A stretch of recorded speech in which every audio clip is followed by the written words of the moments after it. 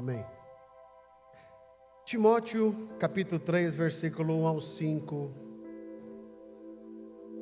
Segunda carta de Paulo a Timóteo, capítulo 3, do 1 ao 5. Saiba que nos últimos dias sobrevirão tempos difíceis. Isso porque os homens serão amantes de si mesmos, apegados ao dinheiro, arrogantes, orgulhosos, blasfemos, desobedientes aos pais, ingratos, ímpios, insensíveis, irreconciliáveis, caluniadores, sem domínio próprio, cruéis, inimigos do bem, traidores, impetuosos, soberbos, mais amantes dos prazeres do que amantes de Deus. Embora tenham aparência de piedade, negam o seu poder. Afaste-se desses também. Amém? Apenas para conectar, se você estiver marcando, essa carta de Paulo, ele escreveu a Timóteo, na qual em muitos textos ele chama de filho amado. Paulo, quando escreve essa carta, Paulo estava preso, estava numa prisão, uma prisão fria. Ele estava já imaginando que seriam os seus últimos dias, como no capítulo 4 ele vai dizendo. E ele escreve essa carta a Timóteo, isso mais ou menos em 66, 67 depois de Cristo. O contexto de quando Paulo escreve essa carta estava dentro de um contexto na qual quem dominava Roma naquela época era o imperador Nero. Nero foi um dos imperadores de Roma que mais causaram violência, principalmente contra os cristãos. É aquele que empilhou linhas e linhas de cristãos colocando fogo. E Paulo escreve essa carta dentro de um contexto que estava Roma. E ele vai dizendo, Paulo, olha, está chegando momentos aí que está difícil. E rapidamente, você que está com a Bíblia aberta, eu quero aqui citar alguns versículos para você anotar. Eu não sei se você tem percebido, e hoje eu não quero ser apenas um mensageiro, mas um profeta. O mensageiro é aquele que entrega uma mensagem, e o profeta é aquele que entrega uma profecia. Essa palavra que eu quero vos trazer hoje, é uma palavra que ela tem me preocupado como pastor, de trazer um alerta para os irmãos. Eu não sei se você tem percebido, mas o mundo parece que já está chegando no final. Quem sabe você não liga para isso, que você tem trabalhado tanto, mas eu estou aqui para te alertar. O mundo na qual a gente vive já ele não vai mais existir. Não sei se você sabe, mas nós somos uma igreja na qual nós cremos que um dia Jesus vai voltar. Nós cremos que um dia nós não estaremos mais aqui. Amém? Pelo grau do teu amém, você não está muito interessado? É normal. Cada um dá valor naquilo que você quer ficar. Quem quer ficar aqui no mundo para sempre, diga amém. Ah, que mentiroso. Você quer sim. Você quer. Você quer, eu sei que você quer. Tem gente solteira que já falou, pastor, será que vai dar tempo de eu casar? Não sei. Cadê os solteiros aqui? Você não vai casar, Tiago. Jesus vai voltar e você vai subir assim. Viu? Solteiro para sempre. Não tem um casaço para sempre? Também. Não, está quebrado. Isso não existe para você não, Tiago. Em nome de Jesus, não. E a gente sempre fala, e a gente tem visto em ambientes, na qual parece que a gente quer fazer de tudo para ficar aqui. Mas Jesus, ele nos alertou, e rapidamente não é sobre esses alertas de Jesus aqui, que eu vou ficar num texto, na qual nós lemos, mas João capítulo 14, versículo 1 ao 3, rapidinho aí. João capítulo 14, versículo 1 ao 3, diz assim: não se turbe o vosso coração, Creiam em Deus, creiam também em mim. Próximo. Na casa do meu pai há muitas moradas, diz o texto tradicional. Se não fosse assim, eu teria dito: vou preparar lugar para vocês. Versículo 3. Quando eu for e preparar lugar, voltarei. Então Jesus alertando: quando eu for preparar lugar, voltarei e levarei comigo, para que vocês estejam aonde eu estiver. Amém? Então, alerta de Jesus. Mateus capítulo 24, versículo 30.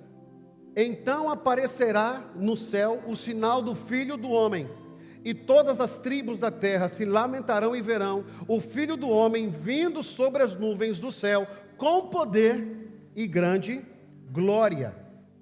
Mateus capítulo 16, versículo 27. Porque o Filho do Homem virá na glória de seu Pai, com os seus anjos, e então dará a cada um segundo as suas obras. Aqui Jesus conecta a sua volta com ao juízo. Apocalipse capítulo 22, versículo 12. Eis que cedo venho, e o meu galardão está comigo, para dar a cada um segundo a sua obra. Apocalipse capítulo 22, versículo 20. Aquele que testifica estas coisas diz: certamente cedo venho. Amém. Ora vem, Senhor Jesus. Mateus capítulo 24, versículo 42. Vigiai, pois, porque não sabeis a que hora que há de vir o vosso Senhor. Por isso vós estáis apercebido também, porque o Filho do Homem há de vir, a hora em que não penseis. Mateus 24 e 27. Porque assim como o relâmpago sai do Oriente e se mostra até o Ocidente, assim será também a vinda do Filho do Homem. Mateus capítulo 13, versículo 26. E então verão vir o Filho do Homem nas nuvens, com grande poder e glória. Eu quero que você leia esses textos e saiba, irmão, nós não fomos criados e gerados para continuar aqui. Então verão vir o Filho do Homem nas nuvens, com grande poder e glória. Lucas capítulo 19, versículo 13. Negociai até que eu venha. Jesus ensina que a sua igreja deve permanecer ativa até o seu retorno. Negociai até que o Senhor venha. Lucas capítulo 18, versículo 8. Quando, porém, vier o Filho do Homem, porventura achará fé na terra? João, e o último, João capítulo 14, versículo 3. A promessa central do Evangelho não é apenas que Jesus morreu e ressuscitou, mas que Ele voltará. 14 e 3. Quando eu for preparar-vos lugar, voltarei e os levarei comigo, para que vocês estejam onde eu estiver. Amém? Então a Bíblia, ela é composta, tem um termo, não é da psicologia não, da teologia, que é a escatologia, que são estudos das últimas coisas, sobre o final. Quem sabe um dia, se os irmãos quiserem, a gente pega uma quinta-feira, só para a gente estudar sobre o Apocalipse, do que está acontecendo, do que está por vir. Aqui Jesus ele conecta o seu dizer que ele virá. E nós temos percebido, o mundo tem andado de alguma maneira a tal forma de que parece que as pessoas têm perdido a percepção de que Jesus vai voltar. Nós conhecemos Jesus, recebemos Jesus, batizamos nas águas como testemunhas do Senhor, e parece que a volta de Jesus ficou para trás. E todas as vezes que eu sempre preguei, esses mais de 25 anos, uma das mensagens que sempre foi o carro-chefe de todas, onde eu andava, sempre ia falar sobre a volta de Jesus. Eu venho, sou filho e neto de pastor, meu avô já não está mais conosco, mas aonde ele passava pregava que Jesus ia voltar. Meu pai hoje, um pastor aposentado, também sempre pregou que Jesus irá voltar. E eu continuo dizendo que Jesus vai voltar. Agora, se eu pego do meu avô mais tempos atrás para hoje, nós conseguimos enxergar hoje com mais exatidão o que está acontecendo no mundo.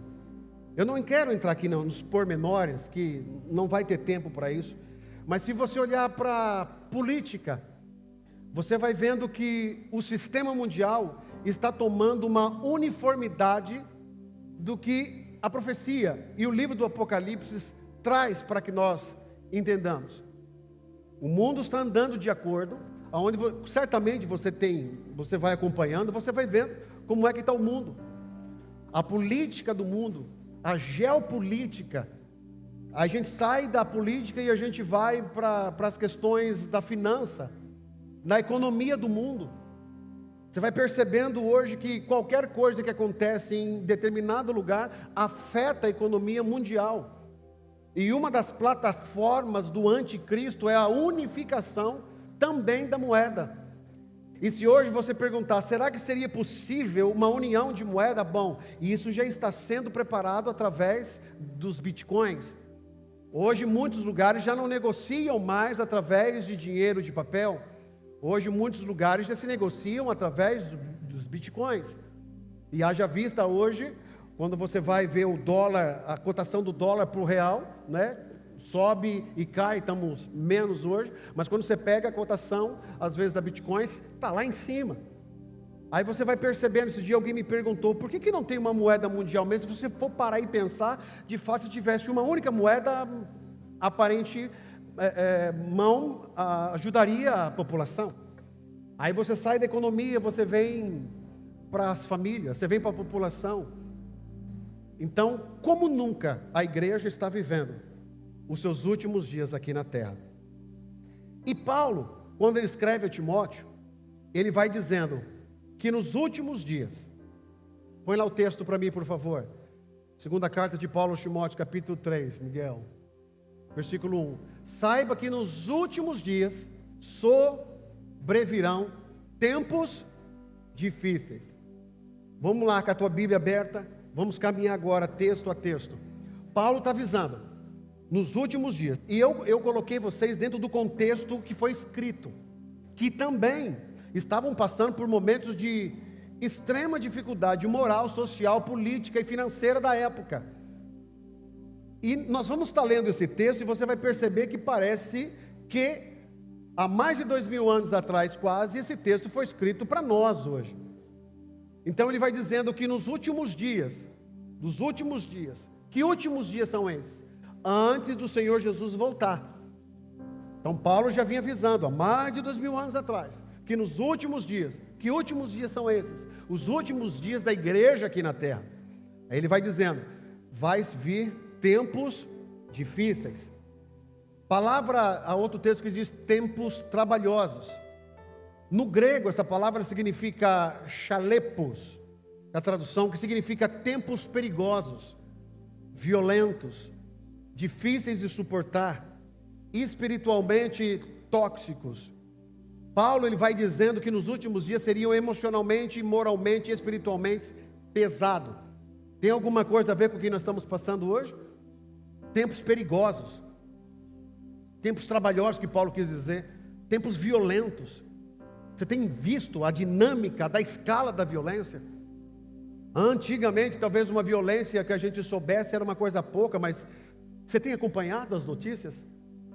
Tempos difíceis de suportar. Eu não sei você, mas há um tempo que parece que a igreja já não cabe mais aqui na terra. Entra sol, vai embora o sol, estamos alegres porque o verão chegou, daqui a pouco está o inverno de novo, e a gente vai vivendo a vida dessa maneira sem achar que um dia tudo isso vai acabar. Hoje você pode perceber que existe uma ansiedade coletiva, depressão crescente.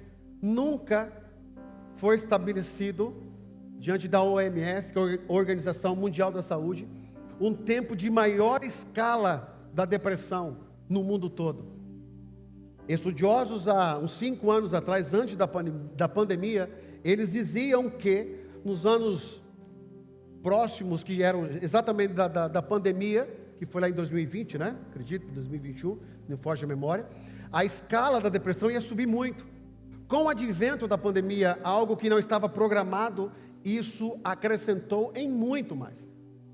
Então nunca nós vimos falar tantas pessoas sobre depressão, ansiedade, doenças da infância, TDAH. Você que é mais antigo como eu, você já ouviu falar de TDAH antigamente? Não é? Hoje todo mundo tem TDAH. Hoje as crianças têm autismo. Então sempre teve? Sim. Mas por que hoje grita mais isso? Talvez pela informação jogada para nós todos os dias. Eu não estou tirando aqui a inverdade que não existe. Não existe em si. Mas você tem percebido? Lógico, tem muitas crianças que é sem vergonha mesmo, que é só bagunceira. E o pai não corrige. Para não corrigir, ele fica falando que, né? Mas, fecho aspas aqui, é uma doença que tem crescido. Existem já estudos de profissionais só para estudar isso. Escolas sendo preparadas só para receber alunos dessa maneira. Igrejas, as nossas salinhas também preocupados com tias preparadas para receber crianças dessa forma. Então você vai entendendo que parece que é uma crescente na coletividade humana. Confusão emocional. As pessoas estão perdidas emocionalmente. Esse dia eu vi um vídeo de um menino chorando muito. Ele estava trabalhando, parecia que era fora não era nem era por aqui mesmo onde a gente estava. Ele estava entregando, um menino novo, e ele chorando, gravando o vídeo, falou assim: eu não nasci para isso, eu não mereço isso. É no Brasil aquilo? Eu não mereço isso, estou trabalhando demais. Eu não mereço isso. Irmão, você entende essa confusão emocional? Hoje parece que as pessoas estão confusas. Paulo ele está dizendo do colapso familiar, tempos trabalhosos. Olha as famílias hoje como é que estão. Dependendo de certos ambientes que você está, tem até que ter cuidado de você falar sobre família. A gente vai conversar um pouco mais sobre ela. E sobre um vazio espiritual, tempos trabalhosos, vazio espiritual. O mundo está cheio de pessoas conectadas, mas profundamente solitárias. Essa semana eu estava vendo um psicólogo falando que uma das características da psicologia no ser humano de hoje, e teve o seu começo na pandemia, quanto mais em casa você fica, mais em casa você quer ficar.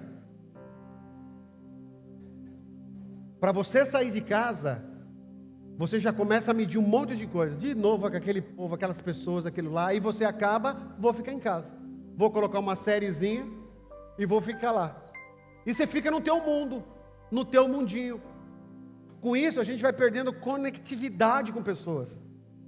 E a gente só fica conectado nas telinhas que estão na nossa frente.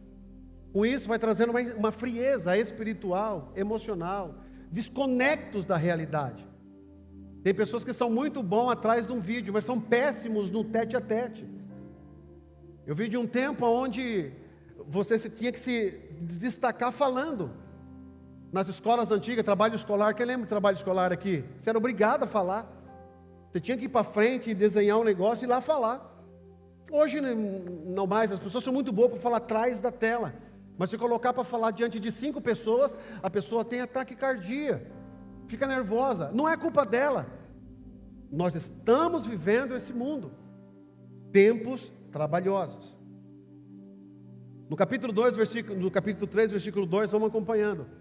Ele vai dizendo que, põe ali, por favor, Miguel. Capítulo 3, versículo 2. Isso porque os homens serão amantes de si mesmos. Essa palavra amantes de si mesmo, ela tem uma pilautos, que é do grego, para nós entendermos. O que é amantes de si mesmo? Nos últimos dias, haveriam homens amantes de si mesmo. Amor exagerado por si mesmo. É um ego colocado no trono. Hoje vivemos uma cultura do eu mereço, minha verdade, me faz feliz, e o importante sou eu. O homem amante de si mesmo, que nós estamos vivendo hoje, você pode analisar, e conforme eu estou falando aqui para você, foi escrito há mais de 2000 anos atrás, estamos ou não estamos vivendo tempos trabalhosos? Homens amantes de si mesmo, homem que só enxerga ele, egoísta, egocêntrico, é só eu mereço. Hoje, muitos colocam o homem como um centro. Você merece, você não merece isso, faça isso mesmo, você é o centro de tudo, você é o centro de toda a existência, e com isso vamos gerando uma geração extremamente egoísta, onde o ego está lá em cima, uma das grandes dificuldades de se lidar hoje, e uma crescente que talvez seja a grande culpada disso, se posso assim dizer, são as redes sociais, que amplificaram tudo isso. É ali onde a gente vê um culto à imagem, é ali onde você está vendo que as pessoas querem ser melhores do que as outras. Notícia de ontem, não sei se é verdade, então guardo aqui a opção de, pode ser, não ser verdade, mas segundo o que eu estava lendo, o governo chinês, ele proibiu todos os influencers que falam de dinheiro, de moda, todas essas coisas que trazem o exterior, derrubaram todas as contas deles. Depois você dá uma olhada, lá em casa você vê isso aí, tá? Aqui não. Proibiram. E proibiram também todos os que forem falar de alguma coisa sem ser profissional na área. Tipo, vai ser direito, tem que ter diploma. Vai falar de medicina, vai ter que ser médico. E aí há discussão. Será que é certo fazer isso? É claro, dentro de um país comunista, nós vamos entender que tirou a liberdade das pessoas. Mas você parar e pensar com um certo carinho, olha o mundo aonde vai, a gente gerando. E por que eles estavam fazendo isso, segundo o que eu estava lendo? Porque os meninos que estavam lá já não queriam ser mais guerreiros, não queriam ser mais soldados, queriam ser popstar, queriam ser aqueles meninos lá que dançam tem uma cera na cara, como se chama aqueles? K-pop, estou falando, K-pop, todos eles queriam ser. Aí o governo, quando ele olha para hoje, ele está vendo o amanhã, porque se eu vou influenciar o amanhã, daqui a pouco a gente não tem mais guerreiros, nós vamos estar cheios de K-popeiros. E aí, ele toma essa decisão, mas para um pouco agora, com a tua mente extremamente livre de qualquer tipo de ideologia, apenas se conecte aqui do que Paulo está querendo dizer, que haveriam esses homens amantes de si mesmo. E você percebe como que a internet, ela tem um poder de te alegrar e te entristecer ao mesmo tempo? Você está mal, você olha ali, vê alguém bombando, logo você olha ali e fala, eu não estou desse jeito. Já você começa a ficar triste. Você vê casais extremamente felizes. É mentira, irmão. Você vê pessoas lá, aquelas famílias de margarina. É mentira, irmão. Um pau quebra antes para tirar aquela foto. A internet nunca foi palco de pessoas extremamente cheias de informação, mas vazias de conhecimento. Nunca foi palco de pessoas cheias de informação, mas vazias de conhecimento. Porque hoje tudo se consegue rápido. Tudo se consegue da noite para o dia. Pessoas de extrema vaidade, eu mereço, culto à imagem, obsessão pela validação. Tem pessoas que postam uma foto, postam um vídeo, e dentro de 1 hora não tiver pelo menos algumas curtidas, você tira, a pessoa tira. Porque o pensamento é assim, ninguém gostou dessa minha foto, desse vídeo. Aí você percebe que como que as pessoas ficam dependentes disso, que conforme o número de curtidas que você vai tendo, ou views de alguma coisa, aquilo dá uma... Se você olha lá no teu vídeo, deu só 20, dá uma tristeza. Se você deixar, ninguém gosta de mim. Agora você posta alguma coisa, logo nos primeiros momentos já deu assim 1.000, 1.200. Para e analisa, para vocês que são da modernidade, para um pouco, te dá um negócio aqui dentro assim como uma satisfação. Algum problema com isso? Nenhum. O problema é vamos saber dosar e depender disso. O grande problema é quando você não sabe ter a dosagem certa e ser impulsionado da alegria e da tristeza segundo o que o algoritmo vai mandando ali para você, ou vai distribuir o teu vídeo, a tua foto. Culto à imagem, obsessão por validação, narcisismo emocional. Sou eu, tudo eu. Segundo, eu estava vendo um rapaz falando, que casal que posta muita foto. E ele falou, não, ele não é estudioso nessa área, mas ele estava falando, estava ouvindo ele falar. Eu percebo assim, eu vou falando até com os meus amigos, quando eu vejo muito casal postando, eu já pergunto para eles, vocês terminaram, né? E ele falou assim, e eu acerto todas. Porque o casal que é feliz e vive bem, não vive 24 horas postando. Existem os controvérsios, né? Mas está lá. Vamos lá. Homens amantes de si mesmo, egoísta. E ele vai continuando. Homens apegados ao... Não existe hoje. Não. Eu acho que essa parte aqui, Paulo, ele se equivocou, Bia. Não existe. Apegado ao dinheiro, Israel? Não existe, não. A minha versão ele está dizendo assim, avarentos. Apegado ao dinheiro. O que é a avareza? Assim, ó. Homens que vivem e o seu significado é o amor ao dinheiro. E é interessante que quando você conhece alguém que é apegado ao dinheiro, 5 minutos de conversa já sabe que ele é. Já sabe. O dinheiro é o senhor dele. Não o dinheiro serve ele. Nada contra, irmão. Faz assim com a tua mão, em nome de Jesus. Faz assim com a tua mão. Seja próspero e muito rico. Fala amém. Isso. Olha para o irmão que está ao seu lado e fala para ele, rapaz, eu sou muito rico. Fala aí para ele. Fala. Isso. Ele vai já aproveitar e pedir dinheiro emprestado aí. E a cultura, para a gente tirar, nem sempre é só estudar. Às vezes você pega a cultura e vai viajar. Tem condições, você pega, pessoas vão viajar, conhecer outros lugares. Isso é cultura também. Mas quem é avarento nem isso faz. Não faz. Por quê? Tem o amor ao dinheiro. E olha só, hoje muitos sacrificam famílias pelo dinheiro. Pessoas deixam a família de lado pelo dinheiro. E de novo, eu sempre tenho que ter o cuidado de falar isso aqui.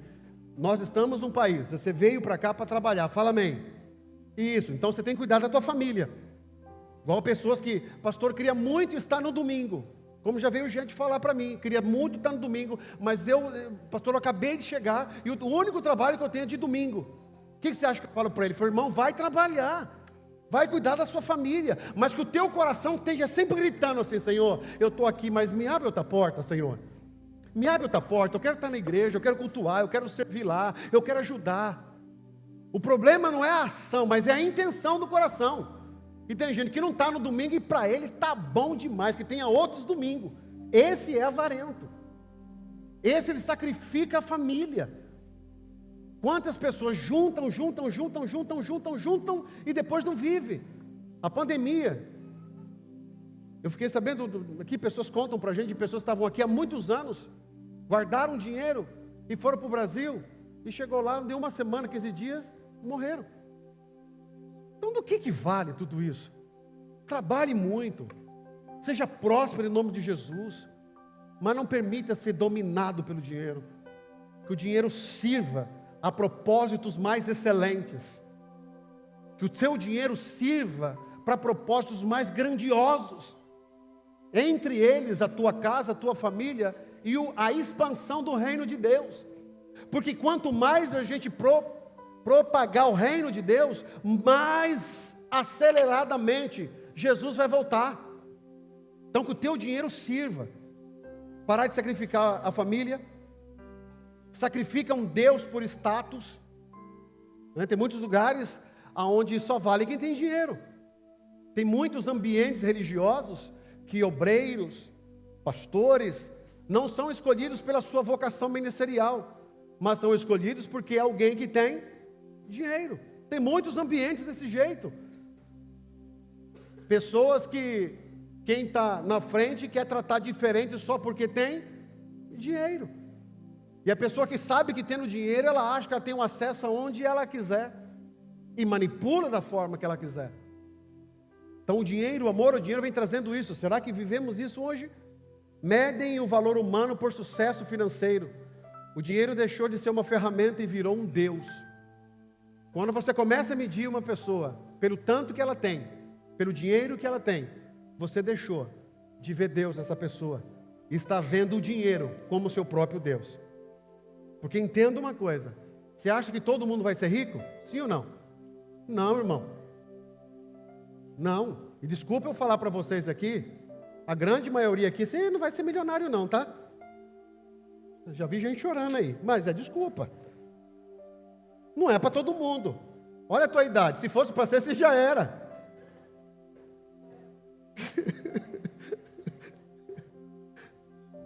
Mas não fique triste por isso.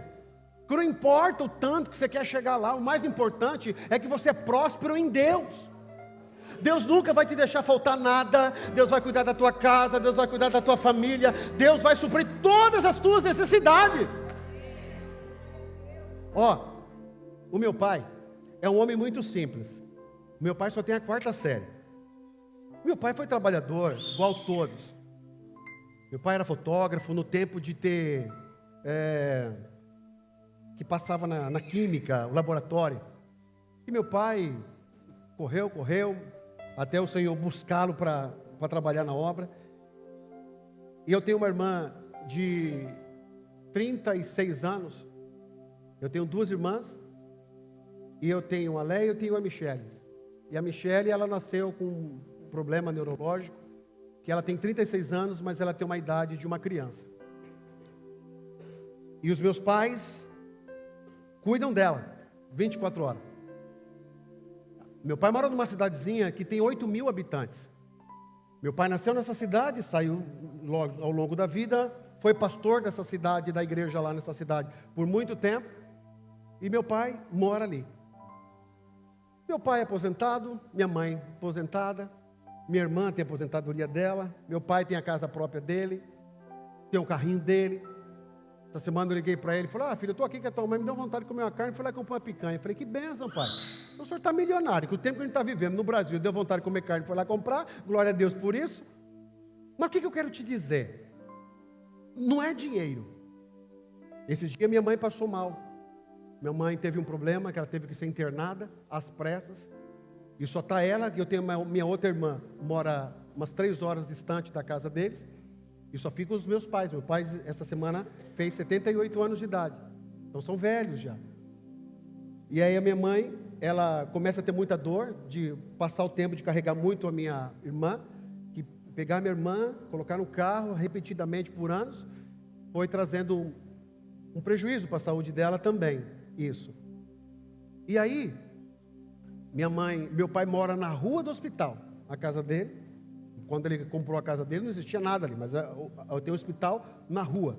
Olha a coincidência, na rua da casa dele. Meu pai, como já pastoreou muito tempo lá, todo mundo conhece meu pai. E aí meu pai está lá agora, os médicos vieram buscar a minha mãe doente, os enfermeiros do hospital foram lá em casa, buscaram a minha mãe e levaram para o hospital. Quando que você vê isso? Chegou no hospital, falaram assim: não, aqui, pastor, ela cidadezinha pequena, vamos levar para uma cidade maior. Como é que nós vamos fazer? Conversaram, meu pai em casa, chega em casa o secretário da saúde, que o prefeito tinha mandado. Pastor, só estou aqui que já estou mandando vir ambulância para pegar sua esposa para levar para outra cidade. Quando eu conto essa história para você, antes de falar que o meu pai é um homem simples, não dá a entender que meu pai tem muito dinheiro? Que o secretário da saúde vai lá na casa para ver o doente, secretário da saúde, irmão, da cidade. E ele falando: estou mandando ambulância, vim aqui para pegar sua esposa. Sabe o que é isso? Não é dinheiro, mas é o quanto você é sincero diante de Deus. Deus, Ele prospera você. Então para de correr atrás. A palavra de Deus diz que as bênçãos do Senhor, elas te seguirão. Então não permita que o dinheiro seja o teu Deus. Eu garanto uma coisa para você: Deus vai cuidar dos mínimos detalhes da tua vida. Amém? Último testemunho aqui nesse sentido. Alguns ouviram, outros não. Eu por mais de 20 anos eu fui pregador itinerante. Então o que é um pregador itinerante? 10 anos que eu fui. Eu viajava o Brasil todo, eu já fui para alguns países, uns 10 países, pregando, e eu ia, convidado para aquele congresso, para aquela festa, e no decorrer de tantas viagens eu ganhei um cartão da Latam. E aí, chegou o tempo da gente vir para cá. Olha só como que Deus faz. Você não precisa ter dinheiro, irmão. Você não precisa ter. Eu sei que você pensa que eu tenho. Eu sei, eu pareço que eu tenho. É verdade, irmão. Esses dias, eu já contei isso aqui, eu estava cortando o cabelo aqui. Aí o irmão chegou, o rapaz falou assim para mim: pastor, o senhor era daquela igreja lá que tem um Cybertruck no estacionamento? Eu falei: sou eu, sou de lá. Aí ele perguntou assim baixinho: aquele carro é do senhor? Aí eu falei: não, porque ele é do irmão lá, pô, um abençoado, empresário dele lá. Aí ele dá esse grito aqui pro salão: eu não falei, pessoal? Então, na cidade eu já tenho um Cybertruck. Eu estou lá no fundo do Mato Grosso do Sul, alguém diz para minha irmã e diz assim: eu estou sabendo. Minha irmã falou assim: o quê? Que o teu irmão comprou uma casa lá nos Estados Unidos. Eu estava lá ainda, irmão. Então, deixa o povo pensar, né? Mas não tenho não, viu, irmão? Aliás, não tem. Aí, vim para cá. Eu desci na Flórida. Aí eu falei assim: eu quero pegar um lugar bom, quero ficar, antes de vir para Worcester, quero ficar uns dias ali em Miami Beach. Na internet, eu fui buscar um hotelzinho barato. Eu vim do mais barato, eu comecei o barato aqui, o cara aqui, então eu começo daqui para cima. E eu fui no mais barato. E aí eu pego o meu cartão, vamos voltar para o cartão, eu descobri que eu posso fazer um upgrade de passagem normal para uma primeira classe. Segundo os ricos, uma primeira classe é mais de 20 mil reais para os ricos. Aí eu falo para minha esposa: a gente chegou lá, primeiro você tem aquele lugar onde você come bastante lá, e não paga, uma benção, aquela área VIP. E aí chegou na hora, eu falei: moça, eu estou com esse cartão aqui, e eu fiquei sabendo que eu tenho direito do upgrade aqui.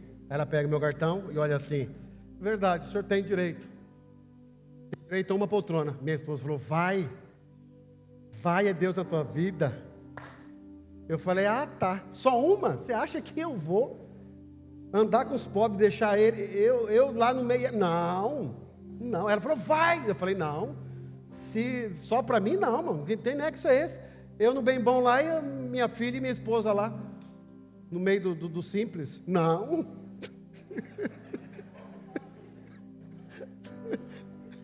Aí a gente entra, senta, quando você abre ali, as pessoas todas ali, sentei, colocamos cinto, minha filhinha, aí vem a moça.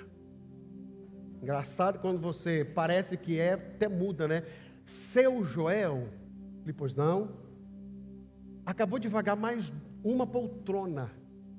O senhor tem direito a 2 poltronas agora na primeira classe. O senhor quer? Falei: agora. E ela falou: não vai você. Não, vieram as 2, esposa e filha, deitadas naqueles lugares lá. Eu sei que você já andou naquilo lá. Você pega até um cardápio separado para você escolher o que quer comer. Eu feliz lá no meio dos simples e elas lá no meio dos diferenciados. Eu falei: oh Deus. E foi um dia que ela estava com uma enxaqueca tremenda, e lá ela veio deitada, tratada a pão de ló. Aí nós chegamos em Miami. Vamos agora vamos lá para o lugar que eu peguei na internet. Vamos ver a surpresa que vai ser agora. Primeira classe, né? Vamos ver agora. Pego lá e vamos para Miami Beach. Quando chega lá, prédio, o meu, de frente para a praia. Já gostei. Qual que é o meu andar? Quando eu falo assim, tem pessoa que não acredita. Era o melhor andar do prédio. Você saía e tinha, como chama, uma sacada na frente do mar. Eu desci, era uma praia particular, mas eu não aluguei aquilo, irmão. Eu peguei o mais barato. Mas o que eu estou dizendo para você? Que não adianta você correr para ser. Apenas aceita o que Deus tem para você. e Ele vai cuidar de você. Aplauda o Senhor, menino, pelo menos isso, glória a Deus. Aleluia. Vale a pena, eu quero ser. Aí tem gente que está assim, ó, com dinheiro, com tanto dinheiro, com tanto dinheiro, com tanto dinheiro. E pelo amor de Deus, nunca andou de primeira classe. Aí eu, pobre. Também não andei, verdade. Verdade, só você. É verdade. Então não estamos iguais, Vamos lá. Amantes de si mesmo, apegados ao dinheiro e arrogantes. Pessoa arrogante é uma pessoa, na minha versão está presunçosos. O que é uma pessoa arrogante? O que é uma arrogante? Gosta de impressionar, serem admiradas, vivem uma geração da autopromoção. Tudo que ela vai fazer, tudo vira palco. Pessoas que só querem atenção para ela, é ela. A quarta pessoa da Trindade, Pai, Filho, Espírito Santo e ela. Pessoas que tudo foca nela, tudo vira palco. A espiritualidade é o mais crente, é o mais santo. Ele não anda, ele flutua. É tão crente que, se não fosse eu, nada disso teria acontecido. Pessoas arrogantes. Generosidade não existe. Relacionamentos, muitos não vivem, eles performam. Parece que a vida da pessoa é um palco. Ele vive performando em tudo que é lugar. Aonde chega, com o que fala, o jeito que faz. São pessoas arrogantes. Aonde a vida vai se definhando em busca de uma autopromoção própria dela. Ela quer se promover. Então não pode ver uma brechinha assim, que ali ela quer entrar. Normalmente aquelas pessoas que querem ganhar em tudo. Já viu? Eu viajei para 2 lugares, depois já viajei 4. Aí a pessoa fala assim, não, mas eu já fui para 10. Eu falei, eu fui para 15. É aquela pessoa que não quer perder nem na doença. Eu estou com uma dor aqui. Eu falei, eu já estou com umas 3 aqui assim, ó. Pessoa que não quer perder em nada. Tudo ela quer ganhar. Aí nós temos o próximo, vamos caminhando. Homens soberbos. O que é soberba? A soberba é um orgulho interno. É um coração que não aceita a correção. É um coração que não é ensinável. O soberbo não ouve, não aprende e não se arrepende facilmente. Aí você vai analisando se a gente vive ou não esse mundo hoje. O soberbo não ouve, não aprende e não se arrepende facilmente. Hoje, muitos querem ser afirmados, mas não querem ser confrontados. Então, o soberbo é aquele que normalmente ele quer ouvir aquilo que agrada a alma dele. Ele quer ouvir aquilo que faz bem para ele. Ele quer ouvir aquilo que a alma dele se alegra. Ele tem dificuldade de ser confrontado. Então nós vivemos hoje um tempo onde parece que as pessoas não querem ser confrontadas. E ela muda fácil.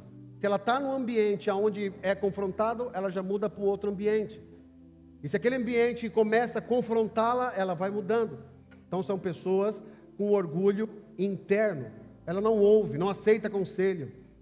Não aceita conselhos. Tem pessoas que são desse jeito. Tem problema com liderança. Pessoas que a psicologia pode entender que teve problema de paternidade. Mas aí não tratado isso começa a gerar um outro problema, que é não ter uma figura paterna de liderança para que ele se submeta. E aí quando eu não aceito isso, eu vou me tornando orgulhoso, interno. Eu não preciso. Para que eu vou pedir conselho? Quem que vai me ensinar? Quem é que pode fazer alguma coisa, falar para mim? Então tudo isso a gente vai vivendo. Pessoas estão vivendo dessa forma. E a gente vai chegar num ponto que hoje parece que nossas próprias crianças, se você não trabalhar isso, vão virando orgulhosos internos, que já não perdem mais conselhos, já não respeitam mais os mais velhos. Tem problemas sérios com liderança, professores, líderes de igreja, enfim, todos aqueles que exercem um tipo de liderança, eles acabam tendo problemas, porque foram gerados dentro de uma geração onde ela é o centro, você pode tudo, o que você quer? E isso vai despertando um orgulho interno. Ele vai falando agora de blasfemos. Não, o blasfemo aqui não fala apenas de alguém que xinga Deus. Aqui refere-se a pessoas irreverentes espiritualmente. Vivemos dias em que o sagrado virou entretenimento, o altar virou palco e o temor desapareceu. Blasfemos não é só aquele que, xingou Deus. Não. O blasfemo é aquele que já não leva as coisas de Deus dentro da santidade que tem que ser levada. E não sei se você está percebendo que hoje as igrejas, agora eu vou falar para você e vai analisando na tua mente. Você já percebeu que hoje as igrejas ela vai seguindo uma forma, tudo tem que ser igual? Se você pega 80% das igrejas, salvo as tradicionais, as históricas, parece que todas as outras só mudaram de placa, porque é a mesma coisa. E hoje as pessoas quase já não têm reverência. Já falaram para mim que existem ambientes de igreja que a pessoa vai literalmente como se fosse para um cinema.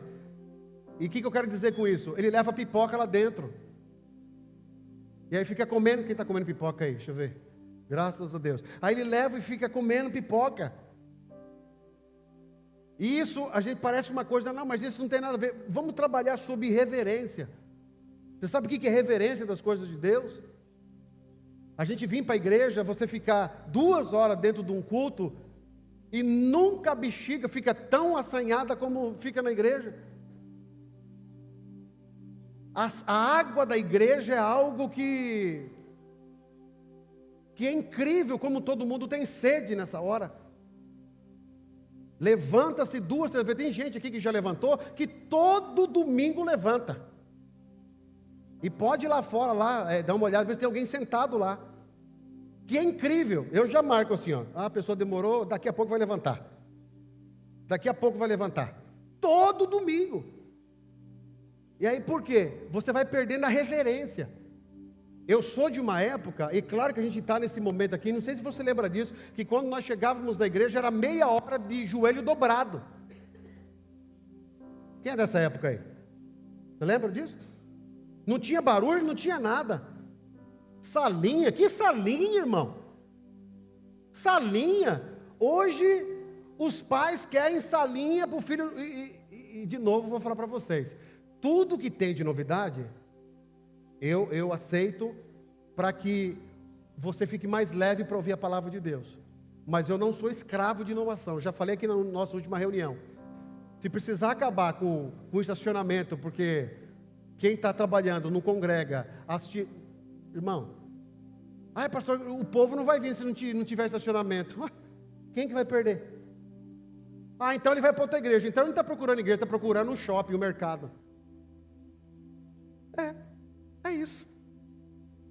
Vai procurar um lugar onde ele se sinta melhor, Agora, reverência. Antigamente as crianças ficavam do lado, sim ou não? E as crianças não abriam a boca, irmão. Mas hoje também um monte de pai banana, desculpa a expressão. Desculpa, você deixa teus filhos fazer o que ele quiser. Deixa gritar, deixa fazer tudo. Eu lembro que eu tinha um cobertorzinho amarelinho, eu tenho uma memória afetiva que minha mãe colocava debaixo do banco, eu dormia debaixo do banco. Isso que eu vim de uma igreja barulhenta. Deus está aqui! E eu lá dormindo. Não vamos levar criança, por quê? Por quê? Falta de reverência. Deixa o filho andar na igreja, para lá e para cá, e mascando, filho jogando, tentando do teu lado, assim, para ele ficar quieto, põe um tablet do tamanho da televisão de 29 polegadas, para ele ficar jogando ali. E você achando que você está fazendo coisa boa para ele. Você está gerando um adolescente e um adulto que vai se afastar de Deus. Porque na oportunidade que ele está tendo, ele não está cultuando, ele está vendo outra coisa. Qual que é o problema da criança sentar e ouvir a pregação? Qual que é o problema? Ele não vai entender. Como não? Não expliquei para vocês aqui domingo passado? Criancinhas aqui desenhando o que eu preguei. Então o problema somos nós, que queremos afastar, parece, as crianças de verem, saberem o que é cultuar a Deus.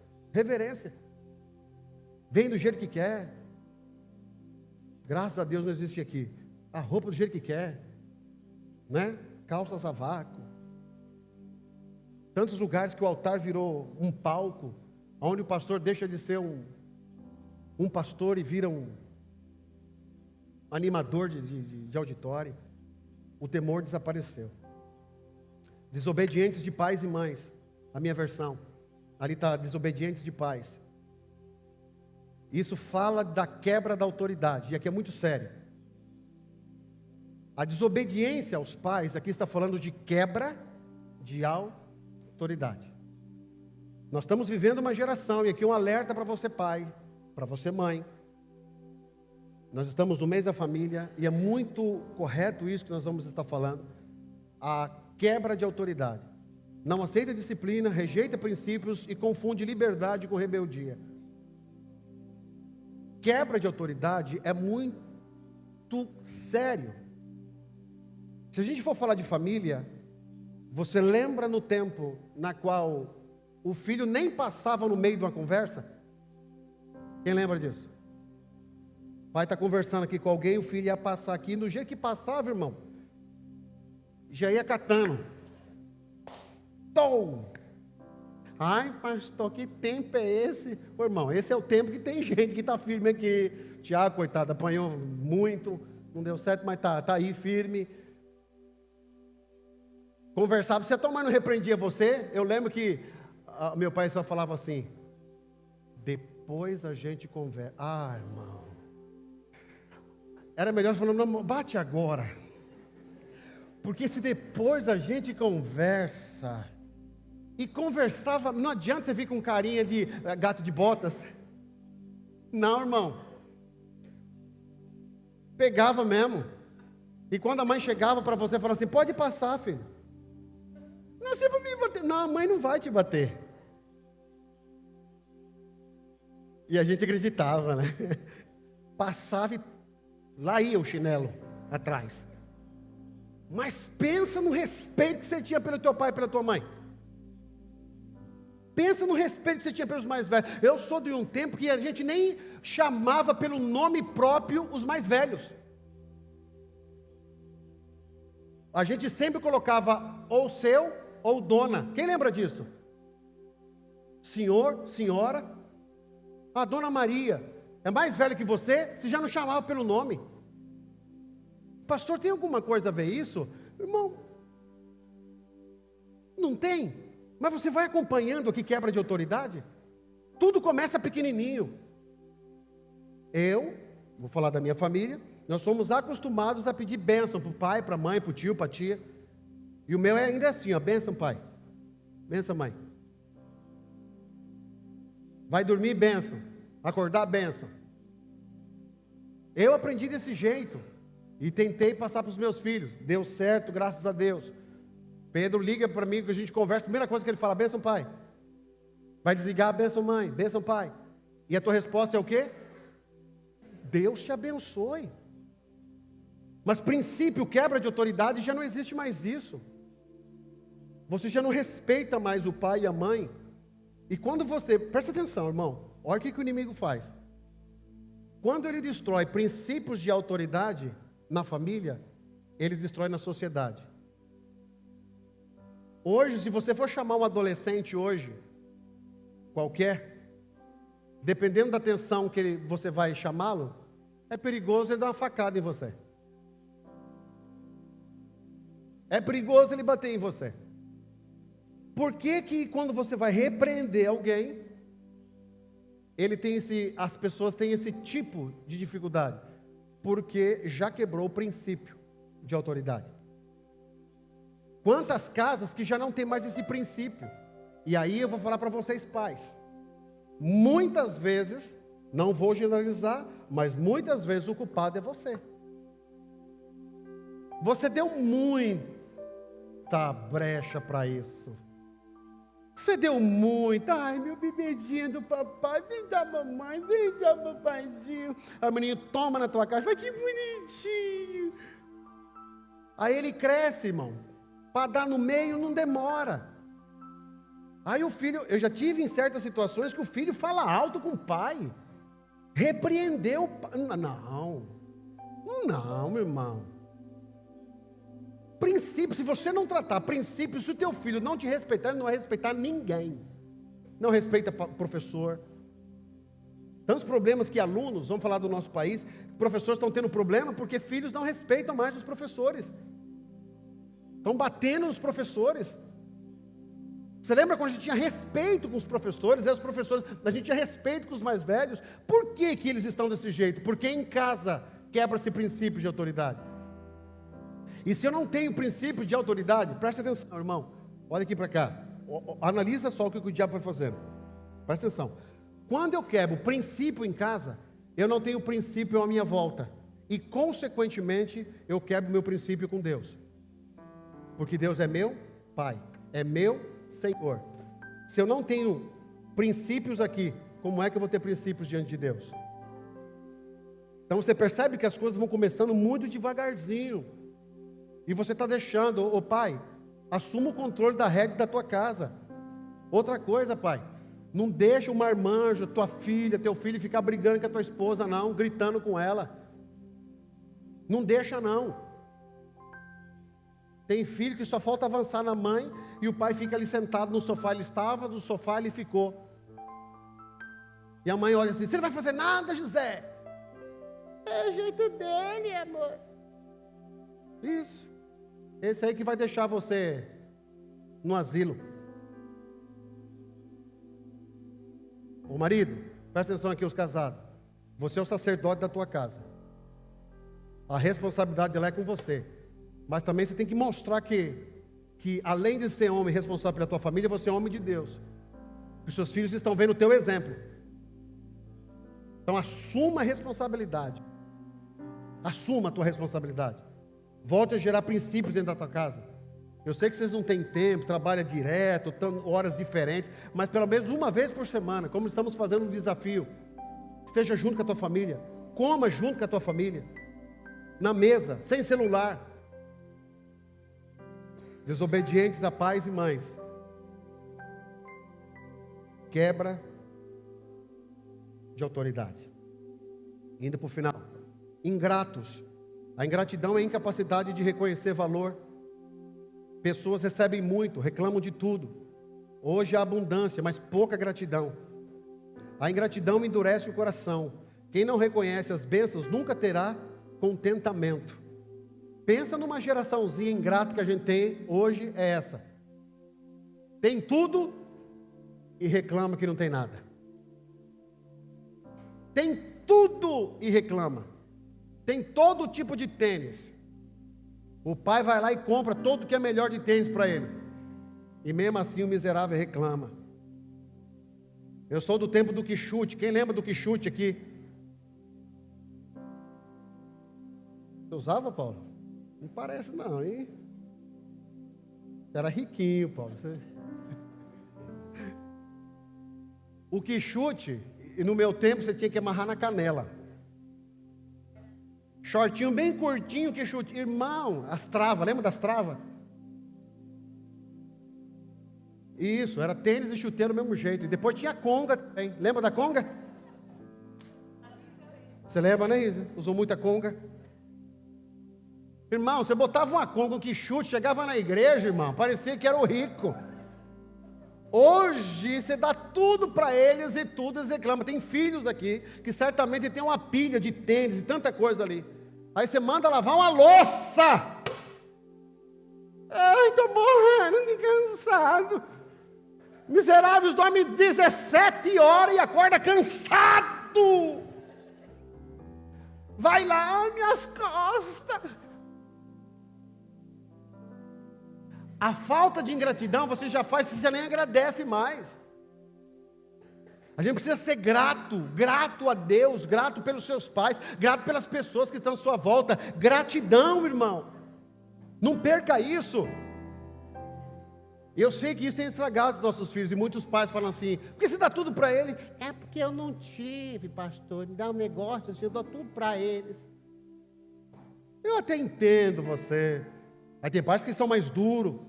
Não, comigo, 5 anos já estou levando para trabalhar comigo. Não, tem pai que é assim, né? Também tá tudo bem, a justiça não te pegar, tá bom. Mas tenta desenvolver um método onde você gere gratidão dentro do coração dos teus filhos. Então vocês filhos, todos nós, que temos pais ainda, sejamos gratos. Não é porque Deus nos dá tudo. Tem um adolescente aqui, o Cadu, vou falar o nome, eu gosto de indicar logo. Pastor, não fala, meus pais estão ali. Vou falar, vou repreender ele agora. O Cadu foi para o acampamento, eles vão para o acampamento. Aí todo pai compra, não compra? Para o filho, sim ou não? Sim, ué, eu comprei o meu. Não, aliás, nem paguei ainda. Filho de pastor não paga, tem que ver isso. Ô Paulo, depois você explica para ele as coisas aqui, como é que é da família pastoral, por favor. Explica para ele lá.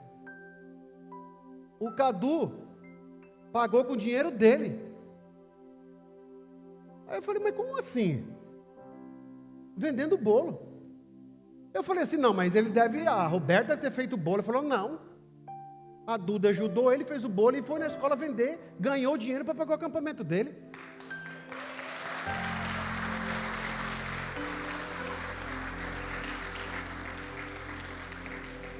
Você viu que coisa interessante? Você vai gerando gratidão. Tem um outro aí que está trabalhando na padaria.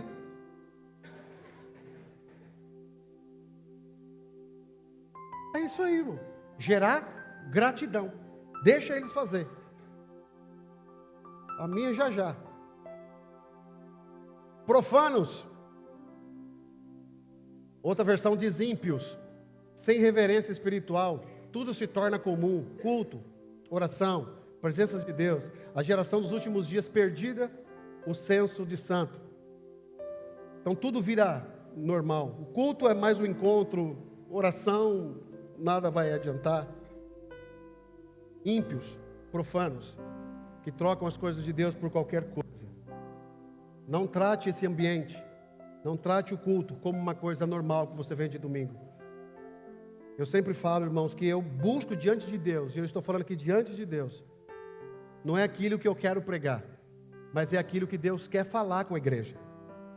Então por isso que todas as vezes que eu estou aqui falando, eu tenho a nítida certeza que é o que Deus quer falar com vocês. Não leve isso aqui, mais um louvor, mais um trabalho, como uma coisa simples. Tratamos com zelo. Sem afeto natural. Afeto natural é insensível. A ausência do amor familiar básico. O afeto natural. Abandono emocional, relacionamentos descartáveis, frieza afetiva, pessoas incapazes de amar profundamente. Nunca houve tanta comunicação e tanta dificuldade de conexão real, como a gente já falou. Então aqui a ausência de amor familiar básico, as pessoas já não se conectam mais, irreconciliáveis, pessoas incapazes de perdoar. Vivemos uma geração ofendida facilmente. Hoje todo mundo se ofende facilmente. Irreconciliáveis, não perdoa, canceladora, ressentida, emocionalmente endurecido. Muitos preferem perder pessoas do que abrir mão do orgulho. Perdoa, irmão. Perdoa. Seja maleável. Seja fácil para errar, guardadas as proporções que eu estou falando aqui. Desculpa. Demore a errar, mas seja rápido em perdoar. Perdoe. Tenha um coração conciliável, um coração manso, um coração humilde. Se alguém falar alguma coisa para você, não retruca. Não fica, não, mas para. Eu sei que essa geraçãozinha é uma geraçãozinha que está imbuída de tantas coisas, e está tudo bem, tem muita coisa boa que na nossa época precisaríamos ter e hoje eles têm. Mas uma coisa estão perdendo dentro de tudo isso: a leveza da vida, o respeito ao próximo, não a quebra de autoridade, e um coração amável, ensinável. Tem pessoas que, pelo amor de Deus, você falar alguma coisa, a pessoa só falta te bater. Felipe, não quero mais ser sentado aí não, quero ser sentado aqui. Ai, pronto, matou eu. Não vem mais na igreja, some. Corações irreconciliáveis. Caluniadores. No grego quer dizer diabolos, acusador. Pessoas que destroem a reputação. Hoje isso acontece nas redes sociais, nos púlpitos, nos relacionamentos. Uma geração que fala sem responsabilidade. Acusador. Pessoas caluniadoras. Se você não sabe, irmão, não fala. Hoje, como eu venho de uma outra geração, hoje qualquer coisa, hoje as pessoas querem falar na internet. Querem falar. E às vezes dá vontade, irmão. Às vezes eu fico vendo algumas coisas assim, e dá uma vontade, mas passa rápido que é a minha vontade. Aí eu vejo alguém falando, pessoas assim falando, me pediram muito. Não pediu nada, irmão. Não pediu nada. Conversa. Põe as caixinhas de pergunta que ela mesma monta lá e põe lá. Numa necessidade de falar. É claro que existem momentos, situações, e glória a Deus que tem essa ferramenta aí para a gente falar, para se defender, para dar uma opinião. Mas nem tudo é para falar. Nem tudo é para emitir uma opinião. Nem tudo. Você percebe que hoje os mais velhos, você conhece pouco deles, e os mais novos você conhece tudo deles? Já percebeu isso? Por quê? Porque falam fácil demais, irmão. Qualquer coisinha da opinião, qualquer coisinha fala, qualquer coisa. A minha opinião, quem que pediu?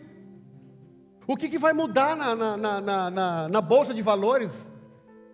O que vai mudar? Não, mas a minha... Quem pediu? Ninguém pediu. Ninguém olhou para você, pelo amor de Deus, me dê essa opinião. Ninguém. Mas eu quero colocar, porque aquilo ali vai me trazer um hype, aquilo ali vai me trazer um... Sig 7, eu vou colocar. Então assim, pare de falar. Se você não sabe alguma coisa, não comenta. Se você não sabe de alguém, não passe uma informação para frente. Caluniadores. Caluniar é você falar mal de alguém, destruindo a vida das pessoas. Você vê que na internet hoje se destrói muito fácil. Vocês são novos, a maioria aqui, mas há quase 20 anos atrás aconteceu uma das maiores devastas numa família em São Paulo. Eles eram donos de uma escola e levantaram uma calúnia de que acontecia coisas ruins dentro daquela escola, e foi divulgado por uma grande rede de televisão. Sabe o que aconteceu? A escola fechou, a família toda se perdeu e sofreram o escárnio da sociedade. Sabe o que descobriram? Que era mentira. Então tome cuidado quando você vai falar de alguém, quando você vai emitir uma opinião que ninguém pediu. E às vezes você está sendo um caluniador. E olha a definição: diabolos. Meu Deus. Próximo domingo eu termino. Amém? Você vai vir para a segunda parte? Hã? Será mesmo? Eu vou tirar uma foto aqui. Eu vou ver quem está aqui. Eu vou ver quem... Aqui, pega direitinho aqui. Aí eu vou olhar no domingo, pôr no telão, só para vocês verem quem veio. Cadê os fotógrafos da casa?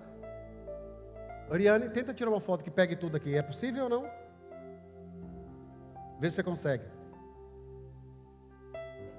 Tira lá, pegando todo mundo. Domingo eu vou colocar aqui na tela. Você vai trabalhar domingo, Felipe? Você vai estar aqui. Muito bem. Não, pode ficar aí, pode ficar aí. Tirou já? Ah, ok. Que Deus abençoe vocês. Eu sei que é um tema assim bastante extenso. Eu achei que eu terminaria em 1 hora. E eu sei que se eu ficar aqui mais 5 minutos, vocês vão ficar revoltados. E eu não quero fazer você pecar. Amém? Então nós vamos para casa com essa mensagem. Deu para tirar? Amém. Guardar a carinha deles. Agora tira, pega eu aqui também. Eu fazendo assim. Tirou? Pronto. Deus abençoe você. Põe o nosso Instagram aí, por favor, Ita. Que Deus abençoe a tua casa, que Deus abençoe a tua família. Irmãos, a mensagem que a gente costuma pregar aqui, ela fica no YouTube da igreja. Então, se você quiser ouvir com mais calma, vai lá no YouTube da nossa igreja, que tem ali a mensagem. Ali você pode ouvir novamente, trabalhando. As nossas redes sociais, dê uma olhada ali, o nosso YouTube é aquele, nosso Instagram é aquele, tá ok? Então você vai ter essa mensagem, hoje, cadê o James? Meia-noite, né, James? Meia-noite já vai estar lá, em nome de Jesus. Que Deus abençoe vocês, que essa mensagem venha reverberar no nosso coração durante essa semana. Que nos últimos dias, teriam pessoas como essas. Mas graças a Deus, que nós não fazemos parte desse time. Que nós somos regenerados em Cristo Jesus. Amém? Espero você domingo aqui. Tá bom, Rízia? Sentadinha aí. Ficamos de pé. Vamos para casa. Que Deus abençoe.